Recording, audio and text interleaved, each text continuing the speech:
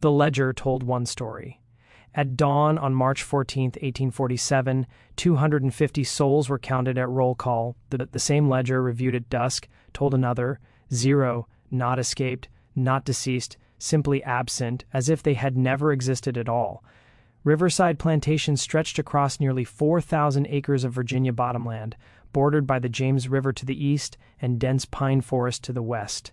For more than 3 decades, it operated with ruthless precision under the Harrove family, producing tobacco and corn in volumes that enriched merchants in Richmond and beyond. The plantation's records were flawless.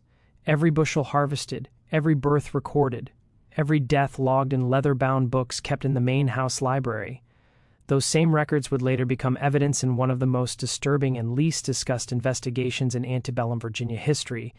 What makes this case extraordinary isn't just the number of people who vanished, it's the completeness of their disappearance. 250 men, women, children, and elders, gone within a single hour, no footprints in the mud, no broken fences, no missing boats, no stolen provisions.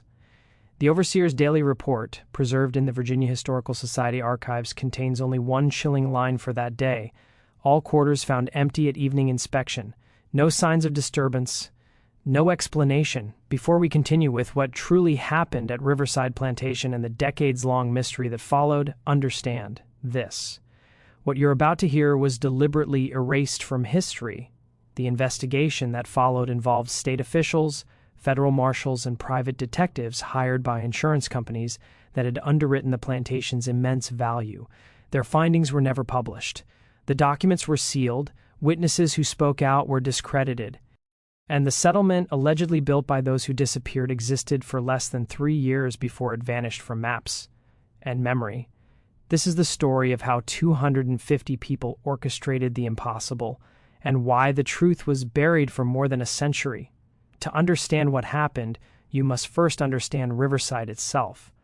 The plantation was established in 1815 by Thomas Harrove, a man obsessed with order, efficiency, and control. He designed the layout personally, placing the quarters where they could be observed from the main house, arranging work buildings for maximum output, and enforcing routines that governed every hour of life. When his son William inherited the estate in 1835, he preserved those systems with near-religious devotion: roll call at 6 a.m., evening inspection at 8 p.m., meals at fixed times, work assignments posted daily outside the overseer's cottage. Nothing was left to chance, and yet, on one ordinary March evening, everything vanished. If stories like this grip you, if you're drawn to the histories that textbooks avoid, subscribe to Vintage Chains. This channel uncovers the truths that were meant to stay buried, and let me know, what country are you watching from? Leave it in the comments below, because stories like this reach far beyond Virginia. The mystery of Riverside Plantation is just beginning. Punishments for infractions were documented in a separate ledger with dates, offenses, and consequences recorded in William's careful handwriting. The main house was a 3-story structure of red brick with white columns supporting a wide porch that wrapped around 3 sides. From the second-floor windows, one could see across the entire plantation: the quarters to the north, the tobacco fields to the south, the cornfields to the west, and the river glinting in the distance to the east. William's study occupied the southeast corner of the second floor, positioned so he could observe both the quarters and the main work areas without leaving his desk. Catherine Harrove Williams managed the domestic operations with similar precision. She had been raised on a plantation in South Carolina and brought with her firm ideas about how a household should be run. The main house staff consisted of 12 individuals who lived in a separate building behind the kitchen: cooks, housemaids, a butler, arrests, and personal servants for the family members. Catherine kept her own set of records documenting the household's daily operations in a series of journals that she had maintained since her marriage in 1828. The Hargrove children, William Jr., age 32, Thomas, age 29, and Elizabeth, age 26, had all been raised on the plantation and had absorbed their parents' attitudes and methods. William Jr. managed the tobacco operation. Thomas oversaw the corn production and livestock, and Elizabeth, unmarried and living at home, assisted her mother with household management and served as the plantation's unofficial school teacher for the family's younger relatives and the children of neighboring plantation owners. By all accounts, the Hargroves considered themselves enlightened owners. They provided adequate food and clothing, allowed religious services in the chapel every Sunday, and rarely resorted to the harshest forms of punishment that were common on other estates.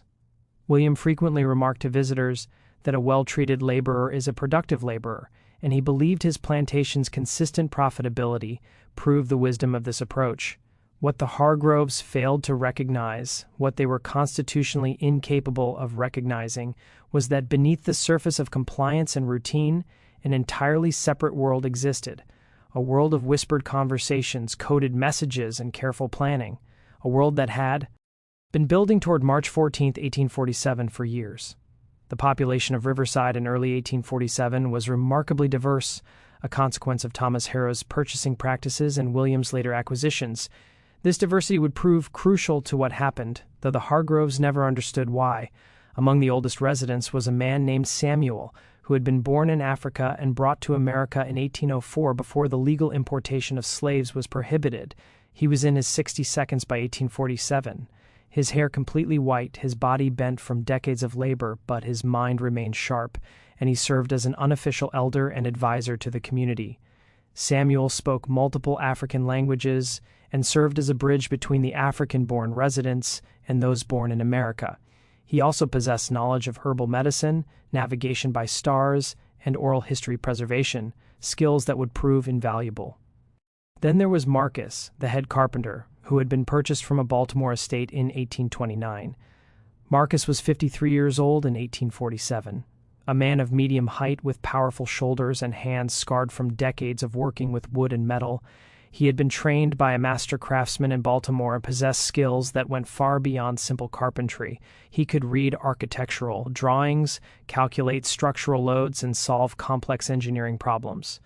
The Hargroves valued him highly for his ability to construct and repair buildings, furniture, and equipment. They had no idea that he had been using those same skills for an entirely different purpose. Marcus had a wife, Hannah, and 3 children. 2 daughters, Rachel and Sarah, ages 19 and 16, and a son, David, age 14. Hannah worked in the main house as a seamstress, a position that gave her access to information about the family's plans and visitors. Rachel and Sarah worked in the fields during planting and harvest seasons, and in the main house during winter months. David worked in the carpentry shop with his father, learning the trade.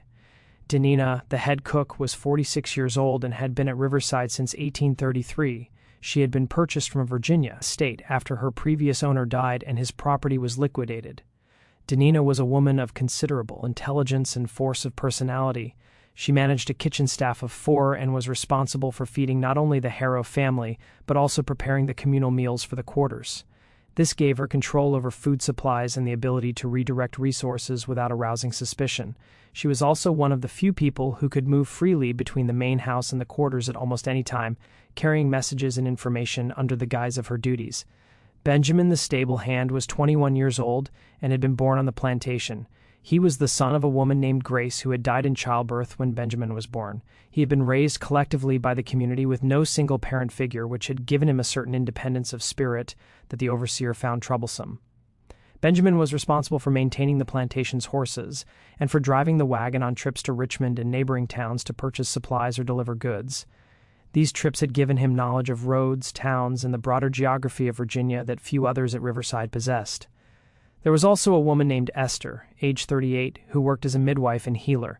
She had been born in South Carolina and purchased by William Hargrove in 1840. Esther had learned medicine from her mother and grandmother, and she possessed extensive knowledge of herbs, treatments for common ailments, and the management of childbirth. She was trusted by both the enslaved community and to some extent by the Harrow family, who occasionally consulted her when their own physicians were unavailable. This trust gave her a degree of freedom of movement and access to information that others lacked. Among the younger generation was a man named Joseph, aged 27, who worked in the blacksmith's forge. Joseph had been purchased from a Maryland estate in 1842 and brought with him skills in metalwork that made him valuable to the plantation's operations. He could repair tools, shoe horses, and fabricate metal components for equipment and buildings. He was quiet and kept largely to himself, which led the Harrows to consider him simple-minded. In reality, Joseph was highly intelligent and had been using his position to create tools and implements that would be needed for purposes the Harrows never imagined. There were many others, each with their own skills, knowledge, and roles in the community. There was Ruth, a woman in her 50s, who organized the Sunday religious services and maintained the chapel. There was Jacob, a man in his 40s who managed the vegetable gardens that supplemented the community's diet. There was Miriam, a young woman of 23 who worked in the main house and had taught herself to read by secretly studying books in the Harrove Library. There was Thomas, not to be confused with Thomas Hargrove, a man in his 30s who worked in the tobacco fields and had an encyclopedic knowledge of the surrounding forests from years of hunting to supplement the community's food supply. Each of these individuals and dozens of others had been carefully observed and evaluated by Marcus, Danina, Samuel, and a small core group who had been planning the escape for years. Each had been assigned specific roles based on their skills, knowledge, and trustworthiness, and each had been preparing in their own way for the night of March 13, 1847. The planning for the escape had begun in the winter of 1842-1843, though its roots went back even further. The catalyst had been a conversation between Marcus and Samuel, the two oldest and most respected men in the community. It had been a cold January night, and Marcus had been working late in his shop repairing a wagon wheel by lamplight. Samuel had appeared at the door, moving quietly despite his age, and had asked if they could speak privately. What followed was a conversation that would change the course of 250 lives. Samuel had begun by asking Marcus a simple question. If you could leave this place, where would you go? Marcus had been startled by the directness of the question. Such conversations were dangerous. Even speaking of escape could result in severe punishment if overheard, but something in Samuel's tone suggested this was not idle speculation. North, Marcus had replied carefully, to a free state, Pennsylvania maybe. Or further, Samuel had nodded slowly. And how would you get there? I don't know. The roads are watched, the river is patrolled, and even if I made it, I'm one man. What about Hannah? What about my children? What if it wasn't just you? Samuel had asked. What if it was all of us? Marcus had stared at the old man, trying to determine if he was serious or if age had finally affected his judgment. All of us? That's impossible. 250 people can't just disappear. Where would we go? How would we travel? How would we eat? Those are good questions, Samuel had said, questions that need answers. But first answer this. Is it impossible because it truly cannot be done? Or is it impossible because we've been taught to believe it cannot be done? That conversation had planted a seed. Over the following weeks, Marcus found himself thinking about Samuel's question. He began to observe the plantation with new eyes, not as a place where he was trapped, but as a problem to be solved. How were they contained? What were the actual barrier to escape? What resources did they have access to? What knowledge did they possess collectively that could be applied to the problem? He began to have quiet conversations with others he trusted, Danina, who controlled food supplies, Benjamin, who knew the roads and geography, Joseph, who could fabricate tools, Esther, who understood medicine and could treat injuries or illness during a journey, Ruth, who could organize and motivate people. Each conversation was careful, oblique, never stating the ultimate goal explicitly, but feeling out whether the person could be trusted and what they might contribute. By the spring of 1843, a core group of about 15 people had formed. They met in small groups, never all together, usually during the Sunday religious services when conversation was expected and less likely to be monitored. They began to develop what would eventually become the plan. The first major decision was about destination. The initial assumption had been that they would flee north to free states or Canada. But as they discussed the logistics, the problems became apparent. The distance was enormous, hundreds of miles. The route would take them through populated areas where they would be conspicuous. Even if they reached free territory, they would be fugitives subject to recapture under federal law, and the journey would be especially difficult for the elderly, the very young, and the infirm. It was Samuel who proposed the alternative. What if we didn't run away? What if we disappeared? The distinction seemed subtle, but it was crucial. Running away meant fleeing to somewhere else, somewhere known, somewhere that could be pursued. Disappearing meant vanishing so completely that pursuit would be impossible because no one would know where to look. Where can 250 people disappear to? Marcus had asked. Somewhere no one would think to look, Samuel had replied. Somewhere close. Somewhere in Virginia itself. The idea seemed absurd at first. Virginia was slave territory. Staying in Virginia meant staying in danger. But as Samuel explained his reasoning, the logic became clear. Everyone would expect them to flee north. Resources would be directed towards searching northern routes. If they instead went west into the mountains and found a remote location where they could establish themselves, they might remain hidden long enough to organize a more permanent solution. Benjamin, who had traveled through the western parts of Virginia on supply runs, confirmed that there were vast stretches of mountainous territory that were sparsely populated and difficult to access. "There are valleys in those mountains that no one ever goes to," he said. "Too remote for farming, too rough for roads. If we could find one of those valleys, we could hide there." This became the foundation of the plan. Escape from Riverside, travel west to the mountains, establish a hidden settlement, and use that as a base while they organize the next phase, whatever that might be. But this still left the enormous problem of how to actually escape from Riverside. The plantation was not a prison, but it was controlled. The quarters were fenced, the gates were locked at night, the overseer made regular rounds. The surrounding area was populated with other plantations whose owners would report any large groups of unfamiliar people. How could 250 people leave without being seen? It was Marcus who proposed the solution that would define the entire operation. "We go under." The idea of a tunnel was both brilliant and audacious. It solved the fundamental problem of how to move a large group of people past the plantation's boundaries without being observed. But it created an entirely new set of challenges. How do you dig a tunnel without being discovered? Where do you put the excavated earth? How do you support the tunnel to prevent collapse? How do you ventilate it? How do you hide the entrance and exit? Marcus spent months thinking through these problems before he even proposed the idea to the core planning group. He made sketches on scraps of wood that he burned after studying them. He calculated distances, angles, and volumes. He estimated how much earth would need to be moved and how long it would take. He identified the tools that would be needed and how they could be obtained or fabricated without arousing suspicion. When he finally presented the plan to the group in the fall of 1843, their initial reaction was that it was impossible. The tunnel would need to be at least half a mile long to reach beyond the plantation's boundaries. It would need to be tall enough for people to walk through, which meant moving an enormous volume of earth.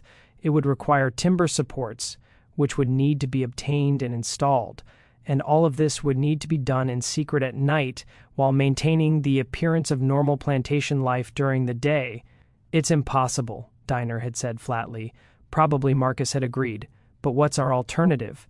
That question hung in the air. They had no alternative. Every other option they had considered, fleeing by road, by river, through the forests, had insurmountable problems. The tunnel was impossible, but it was the only impossible plan that had any chance of success. "How long would it take?" Samuel had asked. 4 years, Marcus had said. "Maybe 5 if we work every night that we can. If we're careful, if we're lucky, 4 years. It seemed like an eternity, but they had already waited lifetimes. What was 4 more years if it meant freedom? The group agreed to attempt it. They would begin in the spring of 1844 as soon as the ground thawed enough to dig. They would work in shifts with different people taking turns, so that no one would be too exhausted to perform their regular duties during the day. They would use the Sunday religious services to coordinate and communicate, and they would tell no one outside the core group until the tunnel was complete and they were ready to execute the escape. The location of the tunnel entrance was chosen carefully. Marcus's cabin was on the eastern edge of the quarters closest to the river. It was also one of the larger cabins housing Marcus's family and 2 other families, 11 people in total. The cabin had a wooden floor, which was unusual. Most of the quarters had dirt floors. Marcus had built the floor himself years earlier, and the Hargroves had approved it as an example of the kind of improvement that industrious workers could achieve. What the Aros didn't know was that Marcus had built the floor with a hidden access panel. A section of floorboards in the corner of the cabin could be lifted to reveal the earth beneath. This would become the entrance to the tunnel. The first night of digging was in April 1844. 6 men, Marcus, Joseph, Benjamin, Thomas the field worker, and 2 others named Daniel and William, gathered in Marcus's cabin after the evening inspection. They moved quietly, speaking in whispers, their movements careful and deliberate. Marcus lifted the floor panel, revealing a square of earth about 3 feet on each side. They began to dig. The work was brutally difficult. The earth was dense clay mixed with rocks and roots. They had only basic tools, a few shovels, a pickaxe, a pry bar that had been carefully hidden in the carpentry shop. They could make noise, but not too much. The overseer's cottage was a H100 red yards away, and sound carried at night. They could use lamps, but only dim ones and only inside the cabin with the windows covered.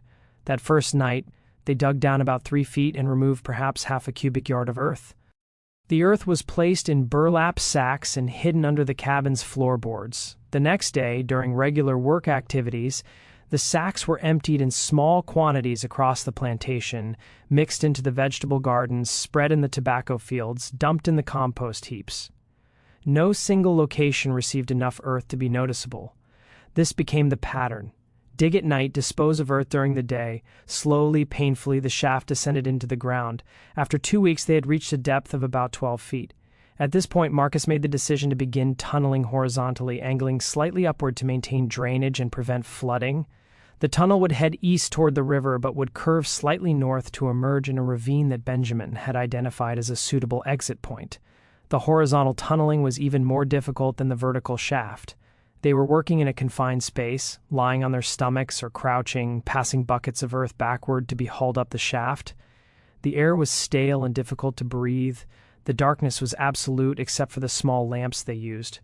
The constant fear of collapse was exhausting, but they persisted. Night after night, week after week, month after month, the tunnel extended eastward. Marcus designed and built a simple ventilation system using hollow reeds that extended from the tunnel to the surface, disguised as natural vegetation. Joseph fabricated metal brackets and supports in the blacksmith shop, claiming they were for various plantation projects, and these were installed in the tunnel to reinforce the walls and ceiling. Timber supports were cut from trees in the forest, ostensibly for firewood or construction projects, and was secretly diverted to the tunnel. By the end of 1844, the tunnel extended about 200 feet from the shaft. By the end of 1845, it had reached 400 feet. The work was taking longer than Marcus had initially estimated.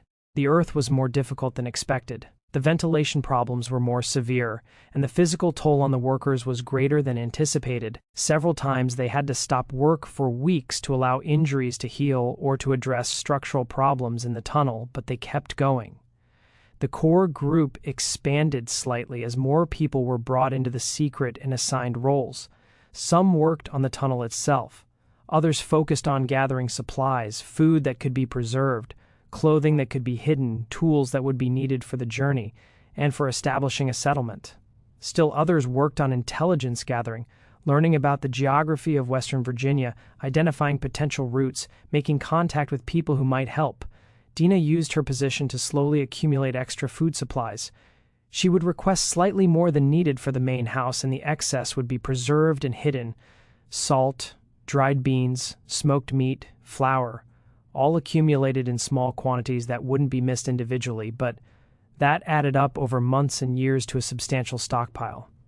Hannah, working as a seamstress in the main house, made extra clothing and blankets, claiming they were needed for repairs or replacements. These were hidden away for the journey. Benjamin, on his trips to Richmond and other towns, carefully observed and memorized routes, landmarks, and the locations of towns and settlements.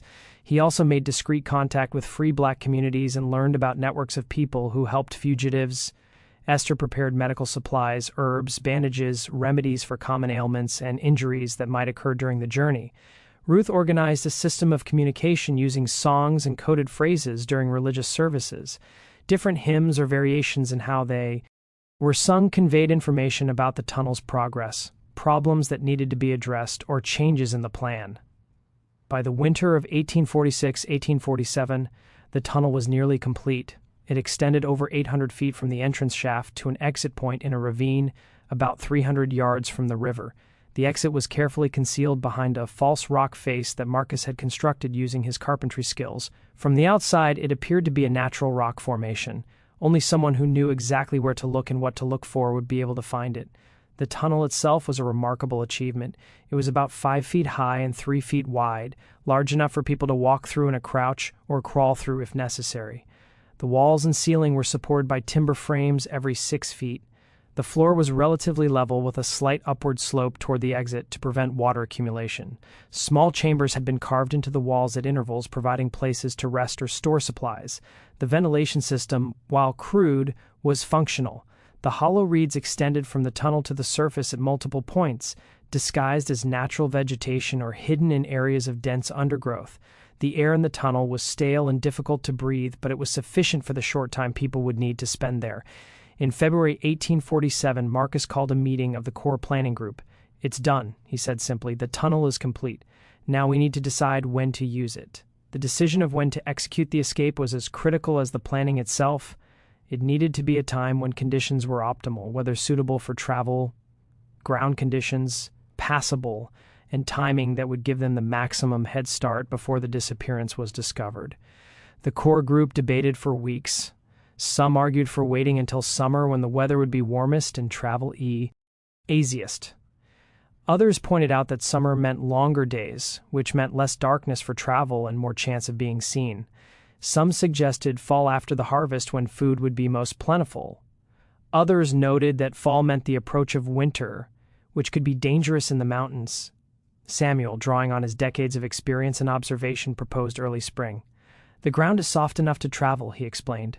"The weather is cool, which means we can travel during the day if we're in remote areas without risking heat exhaustion. The days are getting longer, but it's still dark enough at night for the initial escape, and it's before planting season, which means the hard groves will be focused on preparation, not on watching us as closely."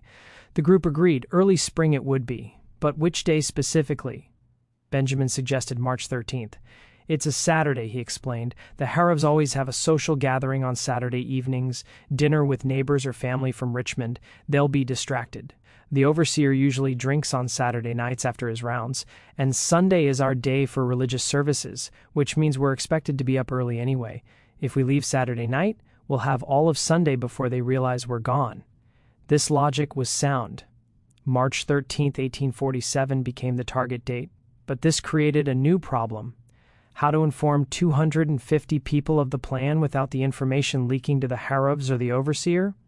The Corps group had been small, about 20 people who knew the full details of the tunnel and the escape plan. Everyone else knew only that something was being planned, but not what or when. Ruth developed a system for the final communication. During the religious service on Sunday, March 7th, 1 week before the escape, she would lead the congregation in a specific hymn that had been chosen months earlier as the signal. The hymn was "Go Down Moses," a song about liberation from bondage that was commonly sung in the quarters. But Ruth would sing it with a specific variation in the third verse, changing one word in a way that would be meaningful to those who had been prepared to listen for it, but would seem like a natural variation to anyone else. After the service, the Corps group members would quietly spread the word to specific individuals who would in turn inform others. The message was simple. Saturday night, be ready. Bring nothing. Tell no one outside the community. The week between March 7th and March 13th was the most tense period of the entire 4-year planning process. Everyone knew that discovery at this stage would be catastrophic. They had to maintain absolute normalcy in their behavior while simultaneously preparing for the escape. Marcus and his team made final inspections of the tunnel, reinforcing weak points and ensuring the ventilation system was functioning. Dina and her team moved the accumulated food supplies to a hidden location near the tunnel exit where they could be quickly loaded for transport. Benjamin and others who would serve as guides reviewed the routes one final time. Esther prepared medical kits for the journey. Ruth organized the order in which people would enter the tunnel, prioritizing families with young children and the elderly who would move most slowly. The Harrows noticed nothing unusual. William commented in his journal on March 11th that the people seem in good spirits, anticipating spring planting. Catherine noted on March 12th that Diner had prepared an especially fine dinner and that the household staff performed their duties with unusual efficiency. On the evening of March 13th, everything proceeded normally. The Atroves hosted a dinner party for several neighboring plantation owners and their families.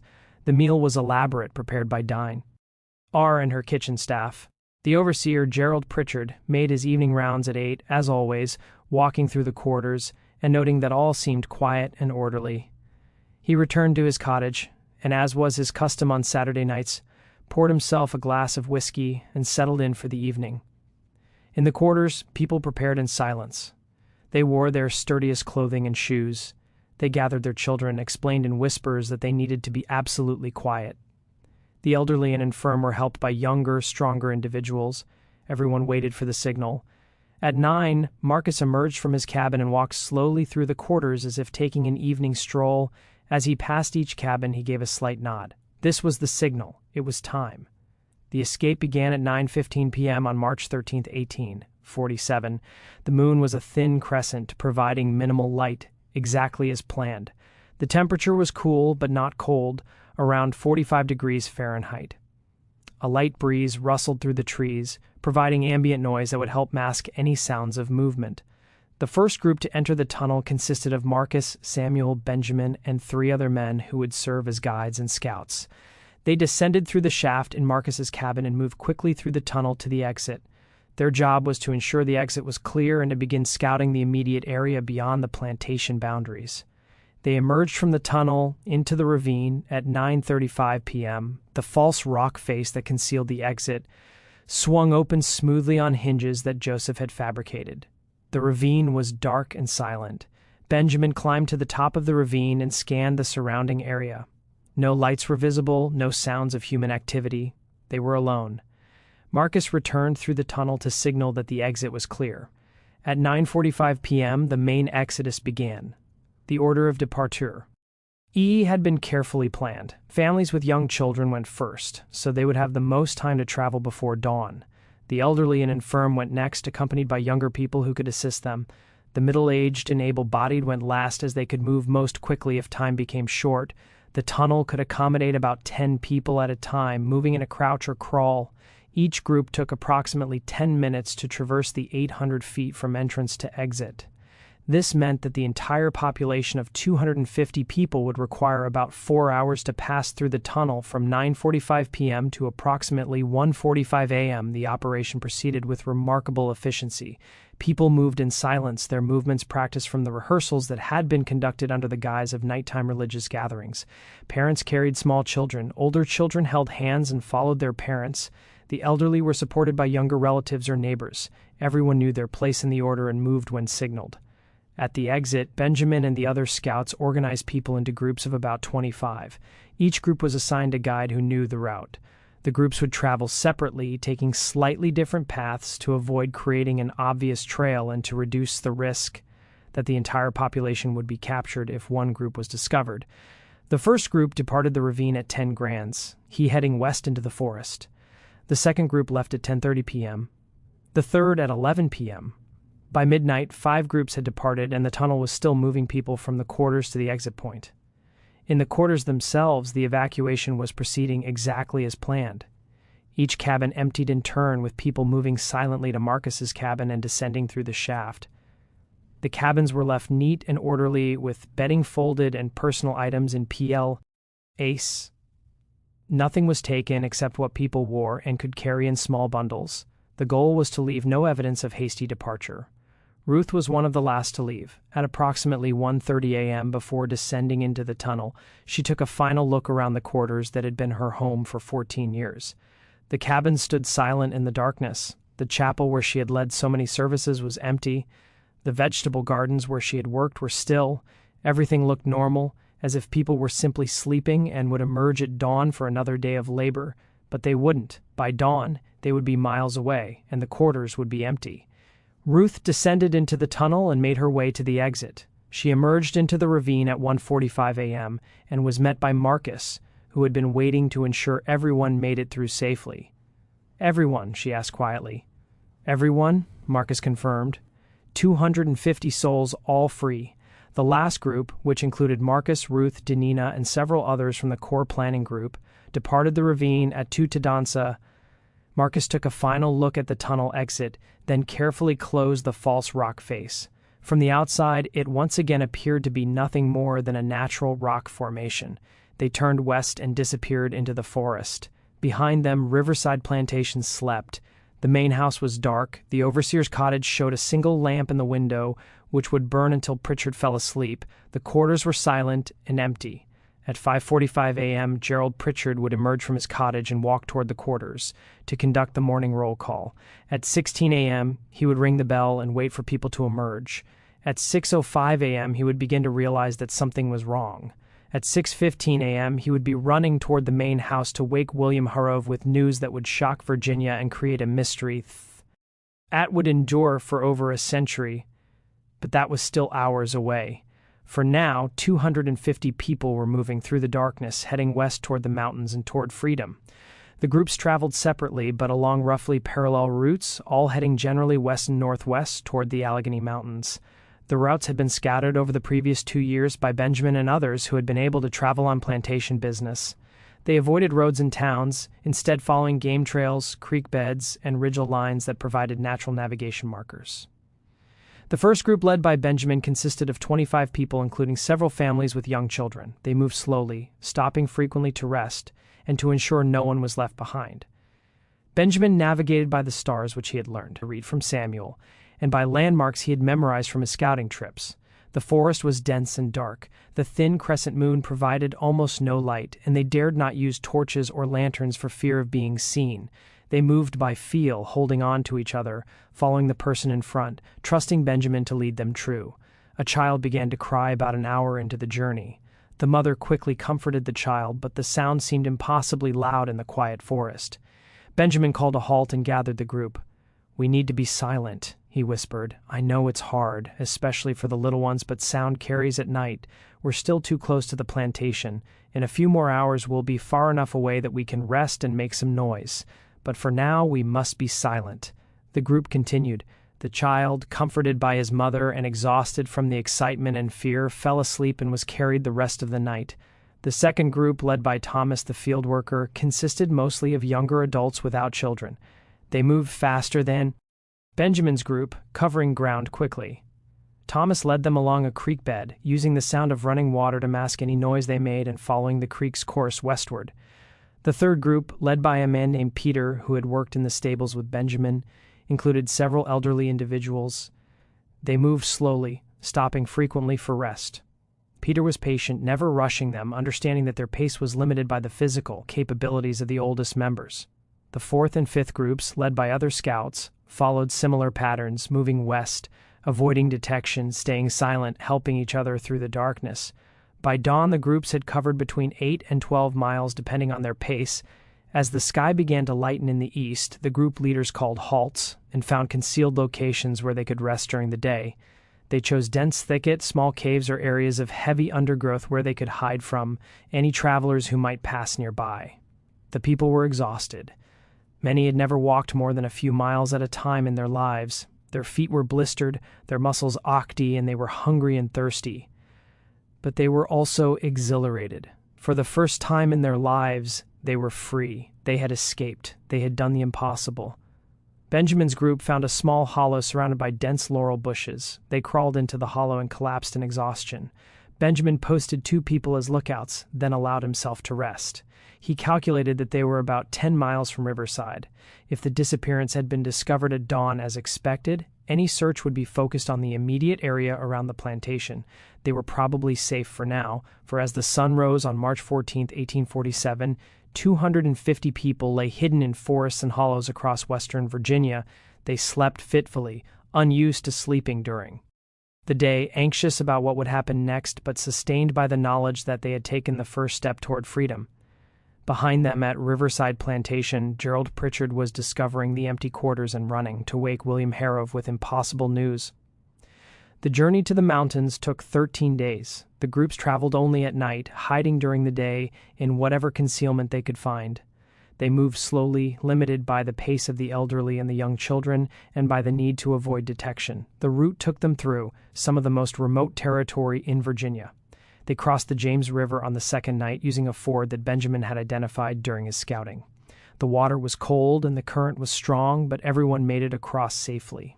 They continued west, climbing gradually into the foothills of the Alleghenies. Food was a constant concern. The supplies that had been hidden near the tunnel exit had been distributed among the groups, but it was not enough to sustain 250 people for 2 weeks.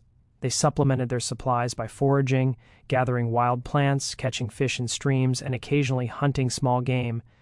Esther's knowledge of edible plants proved invaluable, as did the hunting skills of several men who had experience providing food for the quarters. Water was less of a problem. The route followed streams and rivers for much of the way, providing ample fresh water, but the constant walking in wet conditions led to problems with blistered and infected feet. Esther treated these injuries as best she could with the limited medical supplies she had brought, but several people developed serious infections that slowed their travel. On the fifth night, they had their first serious scare. One of the groups, led by Peter, was moving along a Raja lane when they heard dogs barking in the distance. The sound was unmistakable. Bloodhounds, the kind used to track fugitives. Peter immediately led his group off the ridgeline and into a dense thicket where they huddled in silence, barely breathing. The barking grew louder, then seemed to circle around them, then gradually faded into the distance. They waited for 2 hours not moving before Peter finally decided it was safe to continue. They never learned whether the dogs had been tracking them specifically or were part of a general search, but the incident reinforced the need for absolute caution. The groups maintained minimal contact with each other during the journey. Occasionally, two groups would encounter each other at a planned rendezvous point where they would exchange information and redistribute supplies. But mostly they traveled independently, reducing the risk that all would be captured if one group was discovered. On the eighth night, Benjamin's group reached the edge of the mountains. The terrain became steeper, the forests denser, the travel more difficult, but they were also entering territory that was more remote and less likely to be searched. Benjamin felt a cautious optimism that they might actually succeed. The groups began to converge as they approached their destination. The target was a valley that Benjamin and Marcus had identified during their planning. It was located deep in the Alleghanies, accessible only by narrow trails surrounded by steep ridges that made it naturally defensible. A stream ran through the valley, providing fresh water. The valley floor was relatively flat and appeared suitable for farming. Most importantly, it was remote, miles from the nearest settlement, invisible from any road or traveled route. On the 13th night, March 26, 1847, the first group reached the valley. Benjamin led them down a narrow trail that descended from a ridgeline into the valley floor. As they emerged from the fore into the open space, people stopped and stared. After 13 days of traveling through dense forests, sleeping in thickets and caves, constantly hiding and moving, they had reached a place where they could stop, a place where they could rest, a place where they could begin to build something new. Over the next 2 days, the other groups arrived. By the evening of March 28th, all 250 people had reached the valley. They were exhausted, hungry, and many were injured or ill. But they had made it. They had traveled over 100 miles through some of the most difficult terrain in Virginia, evading search parties and bloodhounds, and had reached their destination. That night they gathered in the center of the valley for the first time since leaving Riverside. Samuel the eldest stood before them and spoke. "We have done what they said was impossible," he said, his voice strong despite his age. "We have freed ourselves. We have traveled through darkness and danger. We have reached this place. But our work is not finished. Now we must build. We must create a home here, a community, a life. We must prove that we can not only escape bondage, but can thrive in freedom. This valley has no name. We have no name. We are people who are not supposed to exist in a place that is not supposed to be here. But we are here, and we will make this work." The people responded with quiet determination. They were too exhausted for celebration, too aware of the challenges ahead. But they had accomplished the first step. They had escaped. They had disappeared. And now they would build. The first weeks in the valley were focused on survival. Shelter was the immediate priority. The weather in late March was unpredictable. Cold nights, occasional rain, and the constant threat of late-season snow. People needed protection from the elements. Marcus organized construction teams using tools that had been brought from Riverside and others that Joseph fabricated from materials found in the forest. They began building structures. The first buildings were simple log cabins with mud-chinking thatched roofs and dirt floors, but they were weatherproof and provided shelter. The construction proceeded quickly because of the skills that people brought with them. Marcus's carpentry expertise was crucial, but others contributed as well. Several men had experience with log construction from building and repairing structures at Riverside. Women who had worked in the fields knew how to gather and prepare thatch for roofing. Joseph's metal working skills allowed him to fabricate hinges, nails, and other hardware from scrap metal. By the end of April, they had completed about 15 structures, enough to house everyone, though conditions were crowded. The buildings were arranged in a rough circle around a central common area with the stream running along one edge of the settlement. Food was the next priority. The supplies they'd brought were nearly exhausted, and foraging alone could not sustain 250 people. they needed to establish agriculture. Jacob, who had managed the vegetable gardens at Riverside, organized farming teams. The valley floor had soil that appeared suitable for cultivation, though it would need to be cleared of trees and undergrowth. They began the laborious process of clearing land using axes and saws to fell trees and fire to clear brush. Planting began in early May. They had brought some seeds from Riverside: beans, corn, squash, and other vegetables. These were planted in the cleared areas. They also identified wild plants in the surrounding forest that could be cultivated: berries, nuts, and edible roots. Hunting and fishing supplemented their diet. Several men who had experience hunting at Riverside organized hunting parties that ranged into the surrounding forests. The Stria. MS in the valley and the nearby river provided fish. Esther's knowledge of edible plants helped them identify additional food sources. Water was abundant. The stream that ran through the valley provided fresh water year-round. They dug a central well in the common area to provide easier access and to ensure water would be available, even if the stream froze in winter. As the basic needs of shelter and food were addressed, attention turned to organization and governance. The community needed structure, rules, and systems for making decisions. Samuel, Marcus, Ruth, Diner, and several others formed an informal council that met regularly to address problems and make decisions. They established basic rules. Everyone would contribute to the community's work according to their abilities. Resources would be shared equitably. Disputes would be resolved through discussion and consensus rather than force. And the security of the community would be everyone's responsibility. They also established a watch system. The valley's remote location provided some security, but they couldn't assume they were completely safe. Teams of 2 people were assigned to watch the trails leading into the valley, rotating every few hours. If anyone approached, the watchers would sound an alarm, and the community would hide in the forests until the threat passed. Education was another priority. Ruth organized a school for the children, teaching them to read, write, and do basic mathematics. Several adults who had learned to read also attended, eager to acquire skills that had been denied to them at Riverside. The school met in a building that also served as a chapel and community meeting hall. By midsummer, the settlement had taken on the character of a functioning community. The buildings were more substantial, with some structures now having wooden floors and glass windows, salvaged from abandoned seachers they'd found in the surrounding area. The fields were producing vegetables. Hunting and fishing provided regular protein. People had established routines and roles. Children played in the common area. Adults worked during the day and gathered in the evenings to share meals and conversation. But they also remained aware that their situation was precarious. They were fugitives living in a hidden valley in Virginia, a slave state. Discovery would mean recapture and punishment. They maintained strict security, with the watch system operating continuously. They avoided making fires during the day when smoke might be visible from a distance.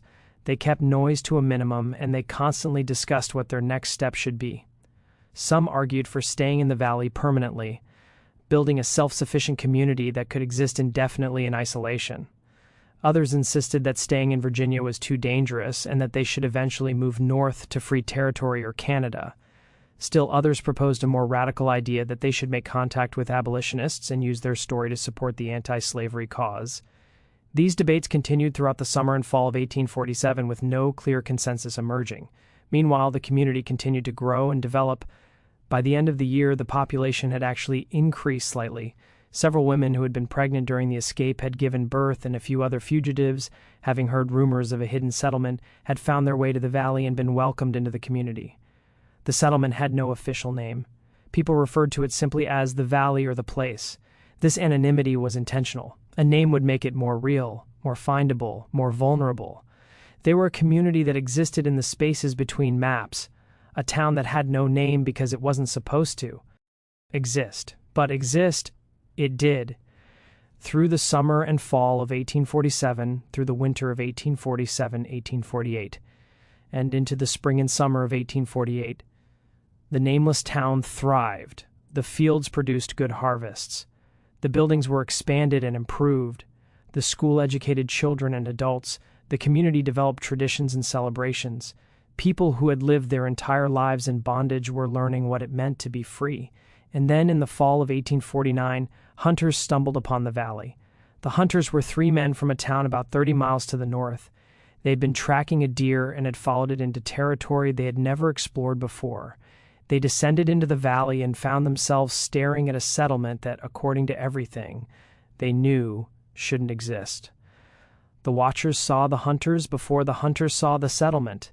The alarm was sounded, a specific pattern of whistles that carried through the valley. People immediately stopped what they were doing and moved toward the forest following evacuation plans that had been practiced regularly for exactly this situation. By the time the hunters reached the settlement, it appeared deserted. Buildings stood with doors open, fires burned in hearths, food sat on tables, but there were no people visible. The hunters explored cautiously, confused by what they were seeing. The settlement was clearly inhabited. The buildings were well maintained, the fields were cultivated. There were signs of recent activity everywhere. But where were the people? One of the hunters noticed movement in the forest and called out. There was no response. The hunters conferred briefly, then decided to leave. This was strange, possibly dangerous, and definitely something they should report to authorities. They left the valley and returned to their town. Within days, word of the mysterious settlement had spread. Within a week, Lydia force had been organized to investigate. Within 2 weeks, the militia arrived at the valley. The settlement was empty, not deserted in the sense that people had just stepped away temporarily as it had appeared to the hunters. Empty in the sense that it had been deliberately abandoned. The buildings stood intact, but personal items were gone. The fields showed signs of recent harvest. The fires were cold, and there was no indication of where the inhabitants had gone. The militia searched the surrounding area for days, finding nothing. No trails, no campsites, no signs of a large group moving through the forest. It was as if the people had simply vanished just as they had vanished from Riverside Plantation 2.5 years earlier. The authorities ordered the settlement destroyed. The buildings were burned, the fields were trampled, and efforts were made to erase all evidence that the town had ever existed. The location was noted in official reports, but these reports were not made public. The incident was embarrassing. A hidden community of fugitives had existed for over 2 years in Virginia without being detected. Better to destroy the evidence and forget it had happened. But what actually happened to the people? How did they disappear a second time?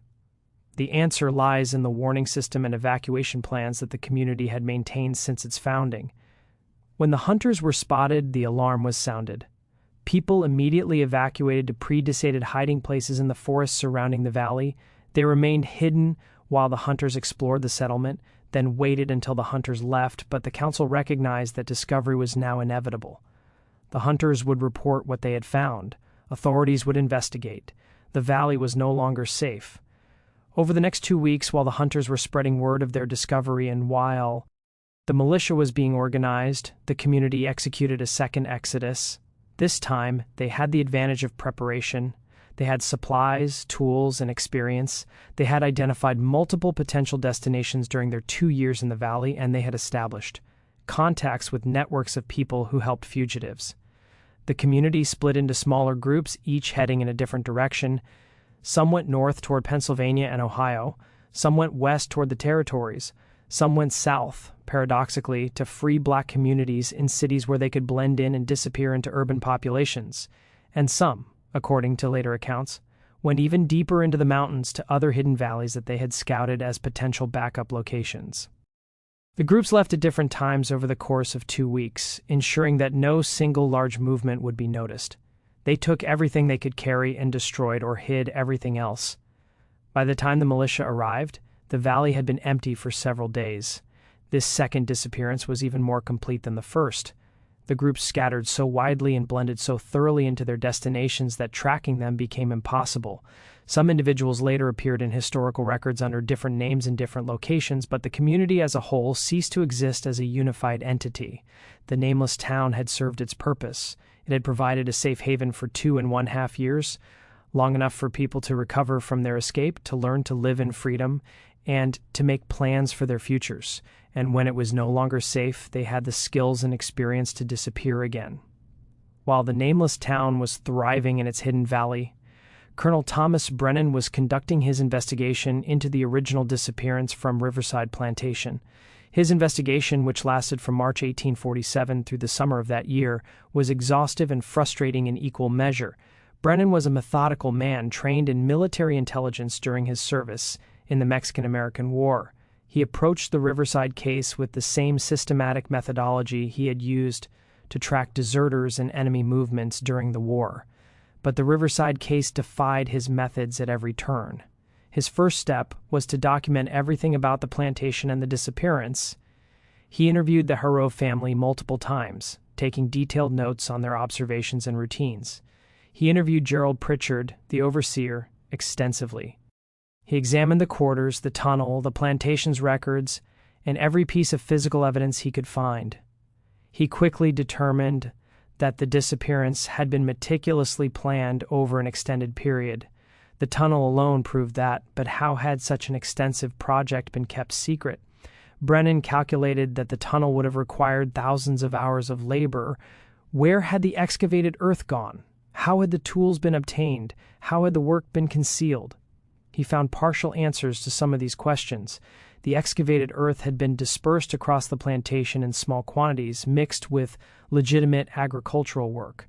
The tools had been fabricated in the blacksmith shop or diverted from plantation supplies in quantities too small to be noticed individually. The work had been done at night during times when the overseer was unlikely to be watching closely. But these answers only led to more questions. How had 250 people maintained absolute secrecy about the project? How had they coordinated their efforts? How had they prevented anyone from revealing the plan, either deliberately or accidentally? Brennan interviewed neighbors, merchants in Richmond who had done business with the plantation, and anyone else who might have observed something unusual. He found nothing. No one had noticed anything out of the ordinary at Riverside in the years before the disappearance. He pursued the river theory, searching for evidence that the fugitives had escaped by boat. He found none. He investigated the possibility that they had fled by road, interviewing people at every town and crossroads within 50 miles. No one had seen a large group of people matching the description of the Riverside population. He brought in tracking dogs, which refused to follow any trail. He organized search parties that combed the forests and fields around the plantation. They found nothing. By May 1847, Brennan was forced to conclude that the fugitives had somehow traveled to a destination that was not being searched. But where? North seemed most likely, but his inquiries to authorities in Pennsylvania, Ohio, and other free states had produced no sightings. Canada was possible, but the distance seemed impossible for such a large group to travel undetected. It was in early June that he received the anonymous letter that mentioned the town that has no name and suggested looking in the mountains of western Virginia. Brennan's initial reaction was skepticism. Why would fugitives stay in Virginia? It made no strategic sense, but the letter's mention of traveling beneath the earth troubled him. The writer clearly knew about the tunnel. And if the writer knew about the tunnel, they might know about the destination as well. Brennan decided to investigate. He assembled a small team, 3 men he trusted, and headed west into the Alleghanies. He had no specific destination, only the vague instruction to look for a hidden settlement in the mountains. The search took 3 weeks. They explored remote valleys, followed rumors and hints from people they encountered, and gradually worked their way deeper into the mountains. And then in late June 1847, they found it. The discovery of the nameless town was the culmination of Brennan's investigation, but it also presented him with an impossible dilemma. His duty was clear. Report the location, facilitate the return of the fugitives to their legal owner.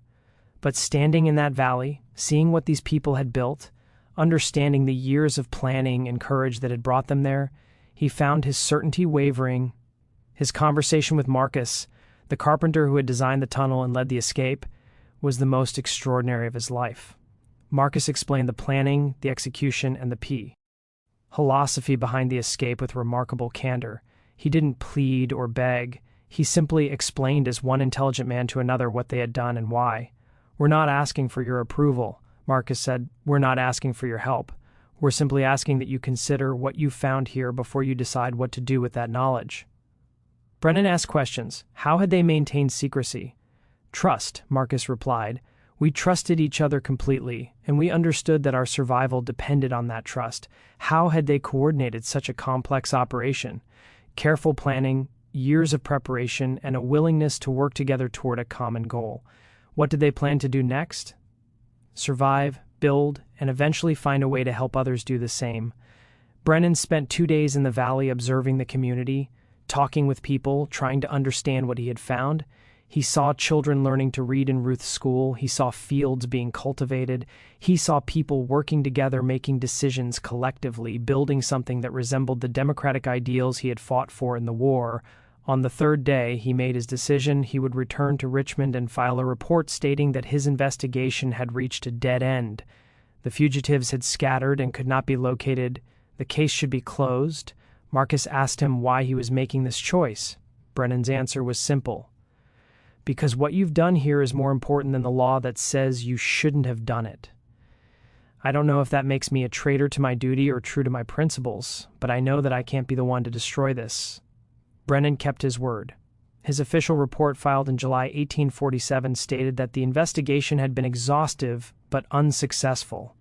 The fugitives had vanished completely, likely having scattered in multiple directions and integrated into free black communities in the North. He recommended that the case be closed and the insurance claims be paid. But Brennan also kept detailed private records of everything he had found, including the location of the valley, and his conversations with Marcus and others. These records, discovered after his death in 1873, provide the most complete account of what happened at Riverside and in the nameless town. Brennan continued to monitor the situation after his official investigation ended. He maintained contact with people who might have information about the settlement. He learned of its continued existence through 1848 and into 1849, and he learned of its discovery by hunters and the second disappearance in the fall of 1849. His private papers expressed both admiration for what the community accomplished and sadness that it could not be sustained. They proved that people who had been treated as property could organize themselves, govern themselves, and thrive in freedom. He wrote that they were forced to disappear again as a tragedy but not a failure. They succeeded in the most important sense. They freed themselves and lived as free people, even if only for a short time. What happened to specific individuals after the second disappearance is largely a matter of speculation and fragmentary evidence. Historical records from the 1850s and beyond contain tantalizing hints, but definitive proof is elusive. A Marcus Freeman registered as a carpenter in Toronto, Canada in 1851. The registration records describe him as a man in his 52nd, skilled in furniture making and architectural carpentry, originally from Virginia. The description matches Marcus from Riverside, but the surname Freeman was common among formerly enslaved people who had gained their freedom, so this could be coincidence. However, records show that Marcus Freeman of Toronto had a wife named Hannah and 3 children, Rachel, Sarah, and David, which matches the family structure of Marcus from Riverside exactly. Adina Roberts opened a boarding house in Philadelphia in 1853. City directory listings describe her as a woman of color, originally from Virginia, operating a respectable establishment that catered to travelers and long-term residents. The boarding house was located in a neighborhood with a substantial free black population, and Dina Roberts was noted in local records as being active in community organizations and the Underground Railroad. Again, the name is common enough that definitive identification is impossible, but the details are suggestive. A Benjamin Wright enlisted in the 54th Massachusetts Infantry Regiment in 1863, one of the first official African-American units in the Union Army. Military records describe him as being in his late 30s, originally from Virginia with experience handling horses and wagons. He survived the war and was mustered out in 1865. Post-war records show a Benjamin Wright settling in Massachusetts and working as a teamster. He married in 1866 and had 4 children.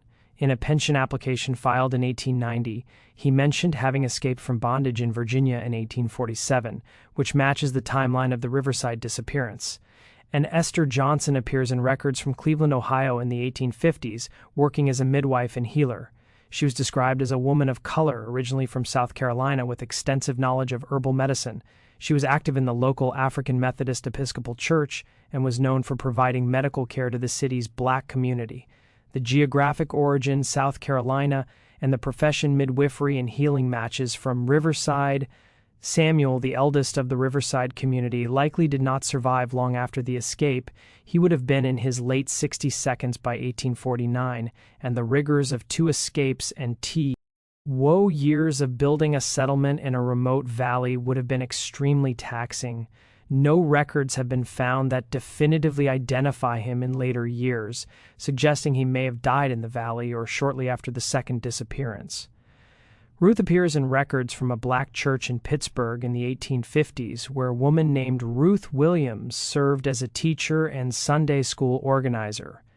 The description matches Ruth from Riverside in terms of age and skills, but again, definitive proof is lacking.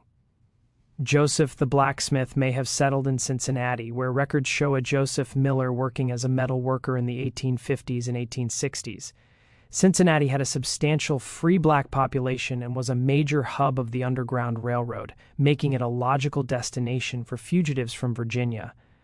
These fragmentary records suggest that many of the people from Riverside successfully integrated into free black communities in the North and went on to live productive lives.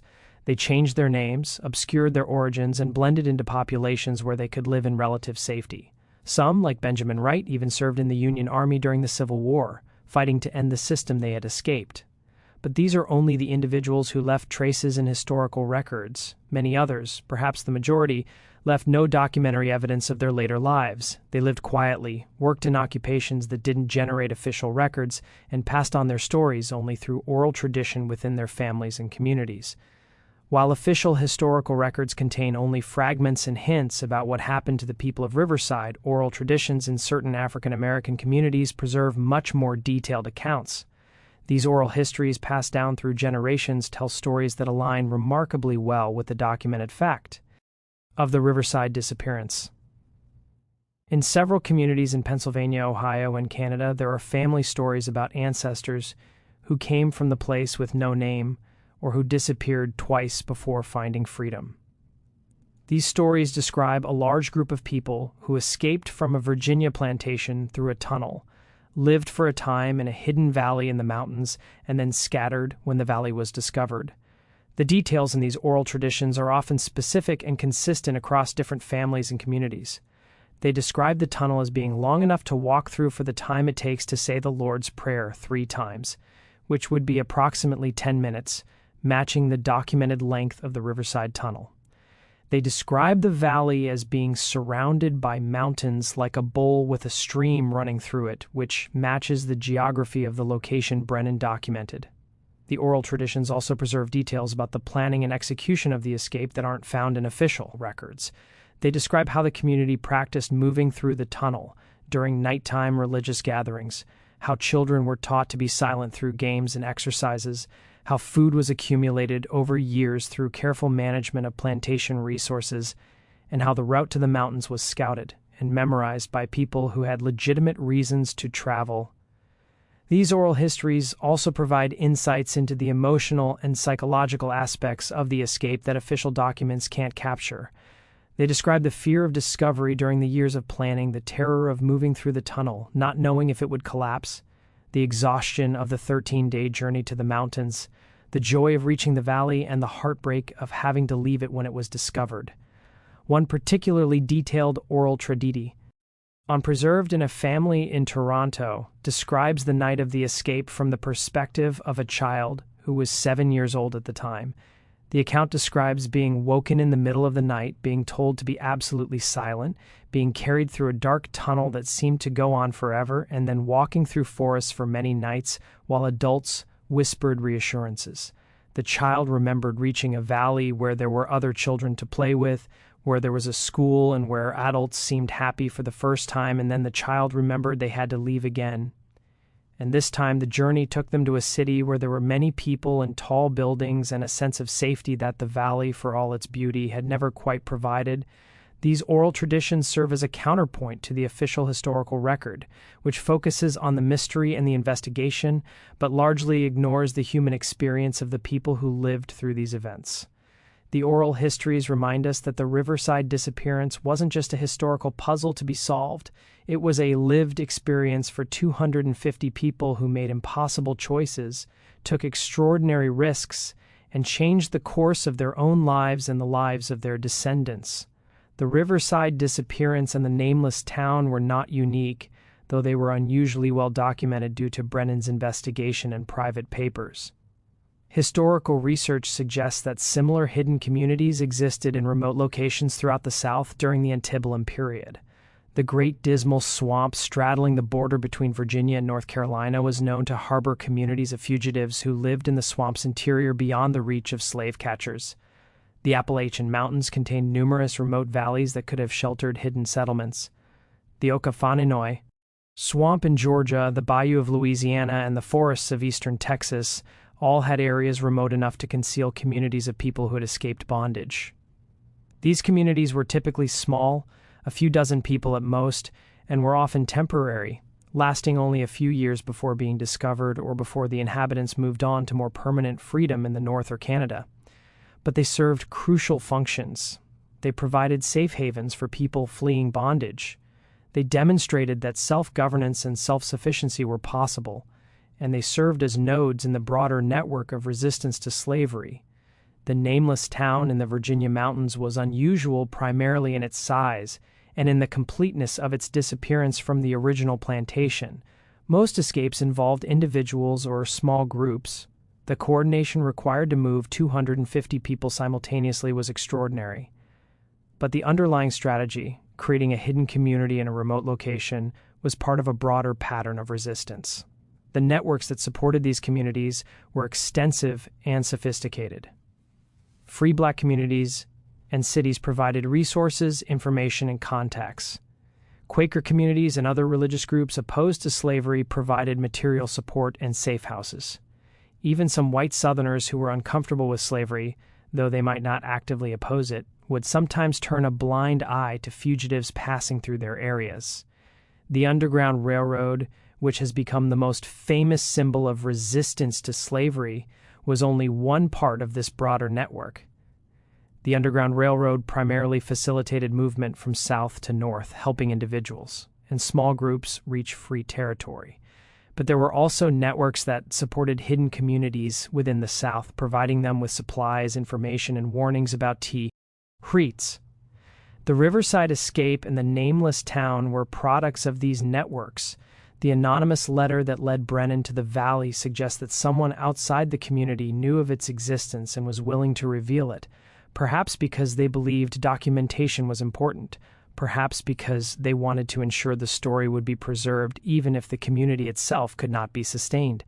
Why was the story of Riverside and the Nameless Town suppressed? Why were Brennan's findings sealed? Why were the documents scattered across different archives where they would be difficult to connect? The answer lies in the political and economic context of the late 1840s. The United States was deeply divided over the question of slavery. The Mexican-American War had just ended, and debates over whether new territories would be slave or free were intensifying. The Compromise of 1850 was being negotiated, attempting to balance the interests of slave and free states. In this context, the Riverside case was politically explosive. It demonstrated that enslaved people could organize sophisticated resistance, could plan and execute complex operations, and could establish functioning communities in freedom. These were precisely the things that defenders of slavery insisted were impossible.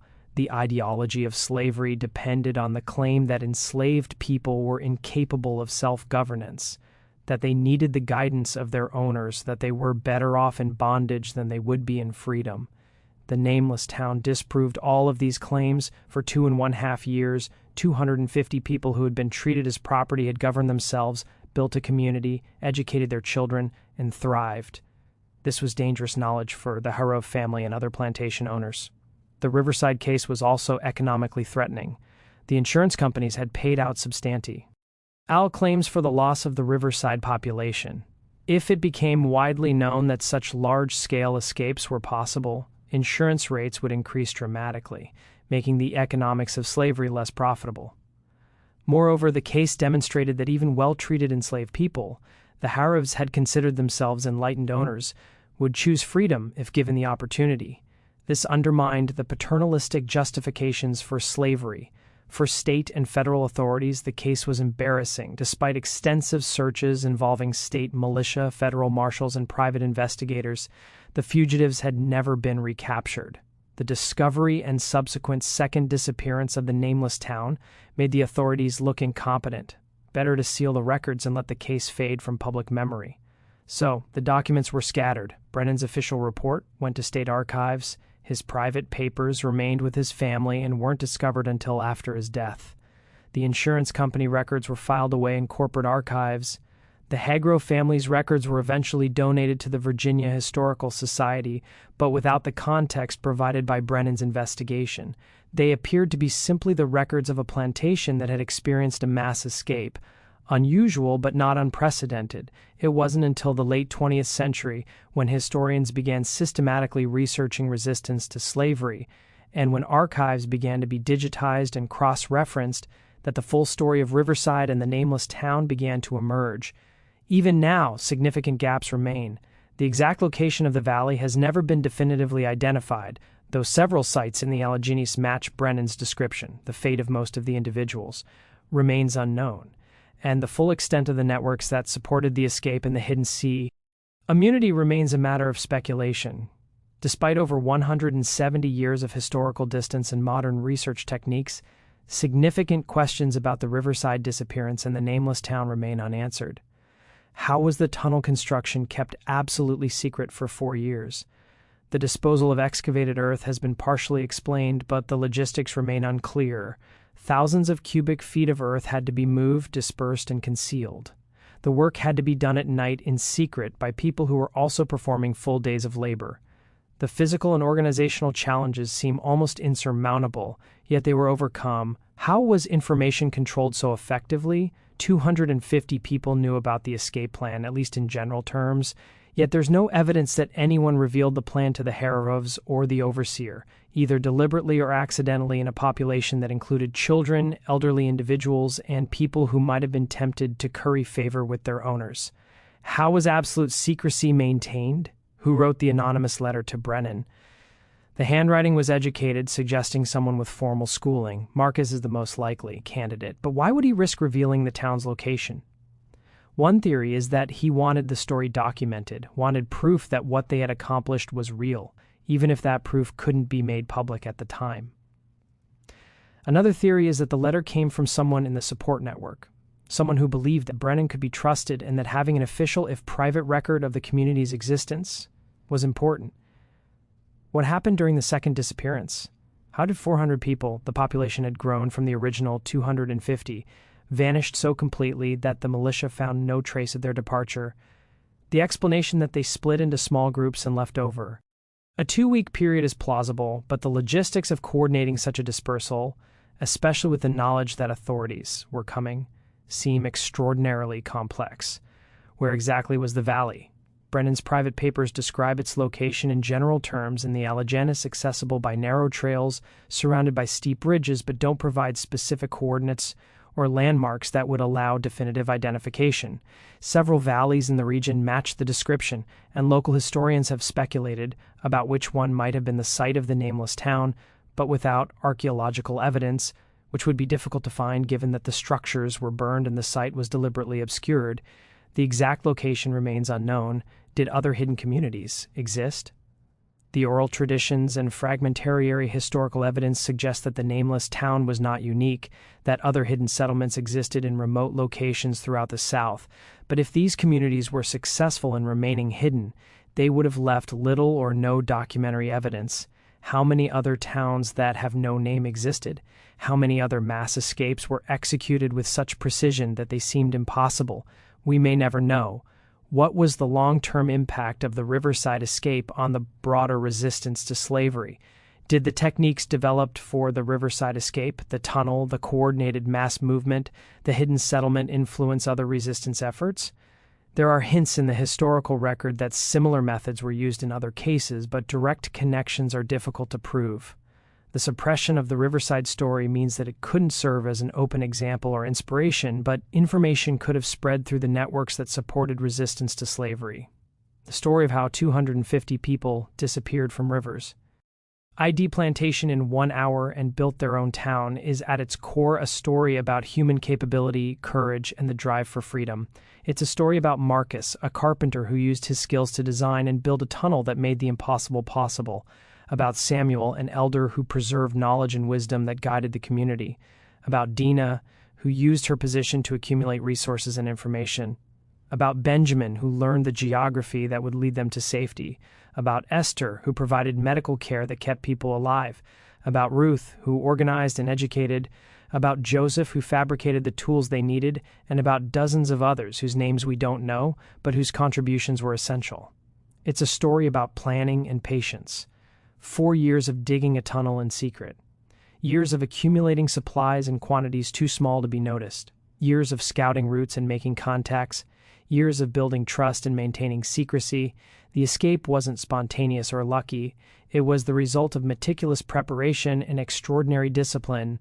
It's a story about community and cooperation, 250 people working together toward a common goal, trusting each other completely, supporting each other through danger and hardship.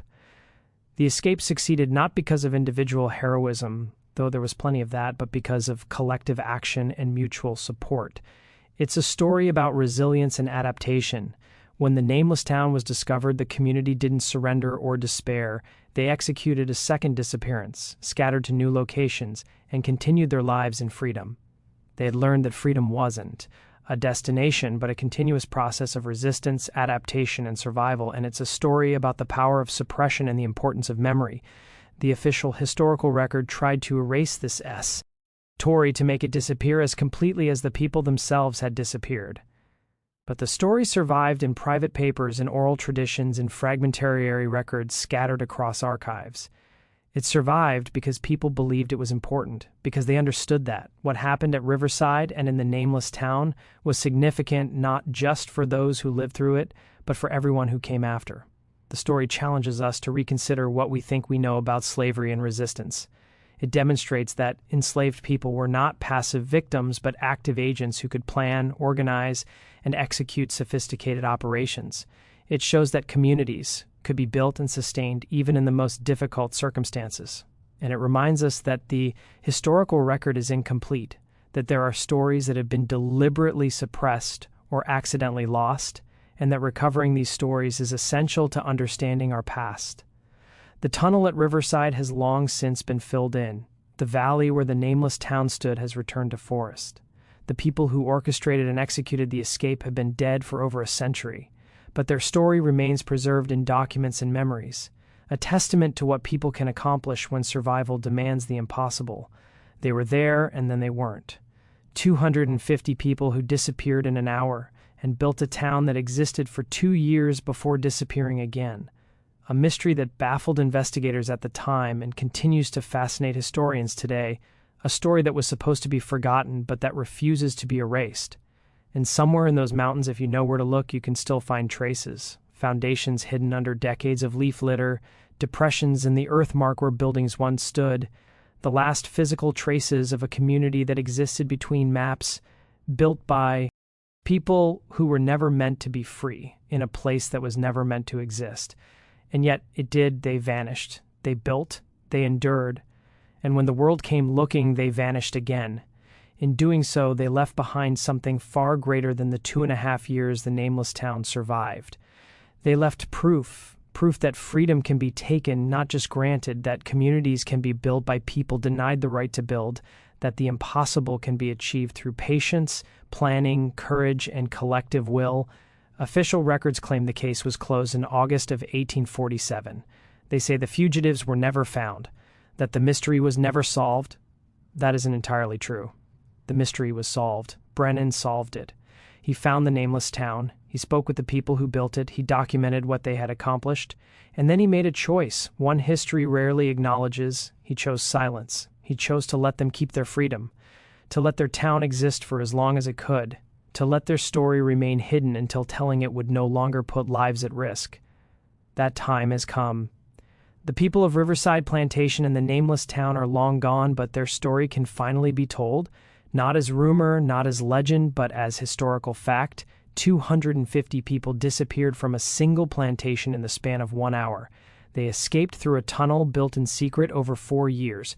They traveled for 13 days through forests and mountains. They built a town in a hidden valley. They lived there for 2.5 years, and when discovery came, they vanished once more, scattering into new lives, new identities, and new futures beyond the reach of the records meant to control them. It happened. The documents confirm it, and the fact that it happened, that it was possible, that it was achieved, matters more than any unanswered question. He did the impossible, and in doing so they changed what we understand to be possible.